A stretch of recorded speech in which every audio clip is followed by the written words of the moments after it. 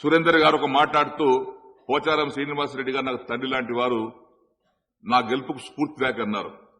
ఒకప్పుడు తెలుగుదేశం పార్టీ ఉన్నప్పుడు వారికి 3 సార్లు తెలుగుదేశం పార్టీ టికెట్ అప్పుడు నా కృషి వల్ల వారికి ఇప్పించడం జరిగింది. కానీ అప్పుడు ఆయన ఓడిపోయారు. ఆ స్ఫూర్తి అంటే రాజకీయంలో వారికి ఆ 3 పర్యాయాలు తెలుగుదేశం పార్టీ టికెట్ ఇప్పించడంలో స్ఫూర్తిదాయం గాని మన గెలుపులో మాత్రం స్ఫూర్తిదాయం కాదని చెప్పేసి కూడా మనవి చేసుకుంటూ, నా కొడుకు లాంటి వారు కాబట్టి వారికి ఆ స్వతంత్రం నాకు ఉంది కాబట్టి నేను చెప్పాల్సి వస్తుంది. అదేవిధంగా చివరగా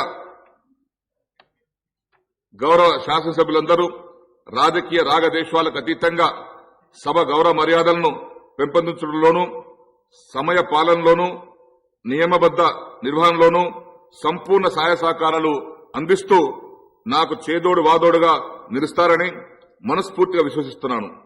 నన్ను ఏకగ్రీవంగా శాసనసభాపతిగా ఎన్నుకున్నందుకు మరొకసారి గౌరవ ముఖ్యమంత్రి గారికి, ప్రతిపక్ష నాయకులకు, గౌరవ శాసనసభ్యులకు మనస్ఫూర్తిగా నిండు మనసుతో నా యొక్క ధన్యవాదాలు తెలియపరుచుకుంటూ నేను సెలవు తీసుకుంటున్నాను.